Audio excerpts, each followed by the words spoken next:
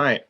Good morning, everybody, and welcome to this week's edition of Allied's 10-Minute Talks. I'm Jason Moss, the marketing manager for Allied Communications, and as always, I'm here with Brian Doyle and John Reese. Good morning. Hey everyone. How's it going, guys? Morning, everybody. So for this week's episode, we're going to talk about CCaaS with a focus on workforce management, and John's going to get into a little bit more about that and what that all means. So, John, what's going on? A lot of talk is when it comes down to contact centers, really about customer experience, right? And I feel when it comes to customer experience, it comes down to accurately staffing your contact center, right? Because when it comes down to it, hold times impact customer experience.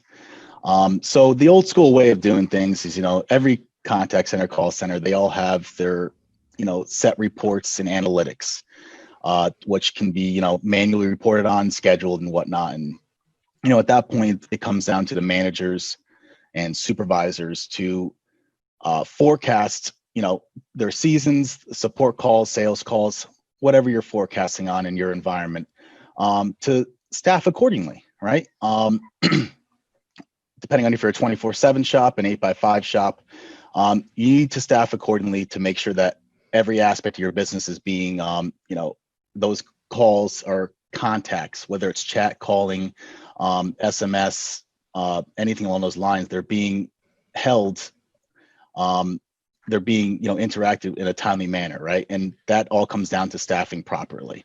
So John, let me stop you there for a quick moment. So what you're really talking about here is getting people, improving that customer experience by making sure people aren't going to get stuck on hold. And then obviously come back to the company, we're not going to have as much call abandonment, which obviously tells us that there's a bad experience going on. Am I hearing that correctly? That's exactly it. I mean, like I said, when it came down to it, the old way of doing it is the scheduling, based off your analytics. But workforce management is an add-on to any call center, right? And the workforce management solution really takes all those analytics and it forecasts scheduling for your agents. It knows high volume times based on whether it's support calls or sales calls. Whether the chats are a higher volume at this time of the year, this time of the hour, and workforce management schedules your agents properly. Whether it's by the day, month, week, it doesn't matter. I mean, as long as you put your SLAs in that workforce management solution, the workforce management solution properly plans the agent scheduling to make sure that they're handling those calls properly and in a timely manner. And it helps both sides. It's not just your customer experience at that point. I mean, it's your agent experience as well. Agents, when agents are taking these contacts, they're as long as they're taking them in a timely manner, they're not feeling overwhelmed, right? If you have enough agents on staff, your agents aren't feeling overwhelmed, so they're able to take breathers and take their calls and be happy talking to your customers, and that adds value to your customer experience. You don't want to talk to someone who's trying to rush you off the phone, right? And that all comes down to making sure that you're staffed properly throughout the year. So we're really talking about balancing both resources, time on call to make sure those resources aren't are really giving a good experience back to the clients. But at the same time, we're also really looking at how to best manage our costs internally, because now we're really seeing where our peak times are. We're scheduling appropriately, and we're taking the guesswork out of the planning process.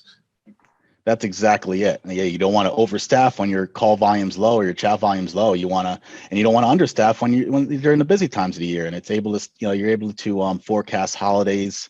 You're also able to use this as your full, like, again, when it comes down to workforce management, it's exactly what it is.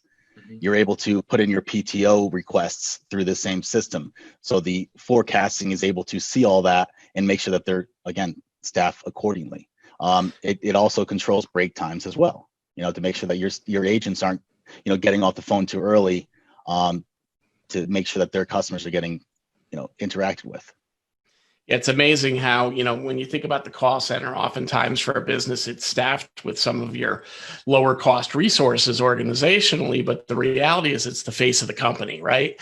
So whether or not the perception of you is a good perception or a bad perception, for For those that are familiar with Net Promoter Score, this is usually where Net Promoter Scores are originated, and people determine whether or not there's going to be referrals. So, I can see by having a good balance there and really being able to manage to the metrics and making sure you've got happy call center reps that don't feel burnt out, stressed, or a little bit too wired from too many calls, you're going to portray a much better experience back to your client, especially if you're selling big ticket items, right?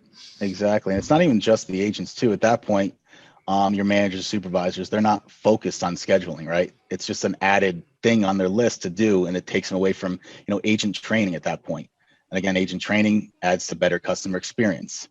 It's when it comes down to it, it's all about customer experience, and workforce management is really just a little tip of the iceberg to keep that customer experience at a high level. I believe it starts at scheduling and making sure that you're staffed properly.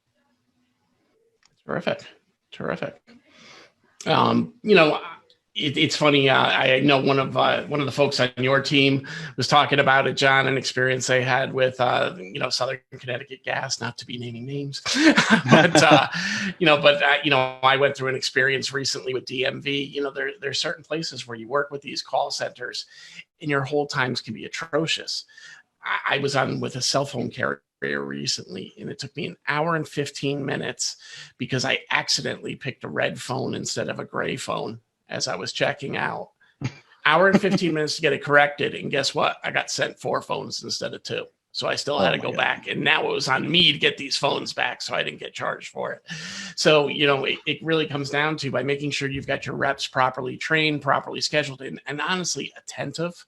You're going to have a much better experience. By the time I got on with that rep, I was snippy. I'm sure that put him on the defensive, and thus I got 4 phones.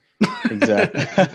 I mean, and when you're talking about I hate to mention, but like the Southern Connecticut Gas, I mean, you have to go to them, right? They're pretty much only one in the business. But I mean, when you're talking about more of like commodity, when you're buying products, right?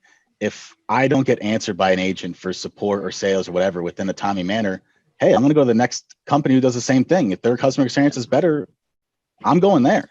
When I'm sending $300 a month to the cell phone company, it would be nice for them not to keep me on hold for an hour. At least I have unlimited minutes, I guess. That's why they give it to you, so you can stay on hold forever. Yeah. So, John, I just have a quick question.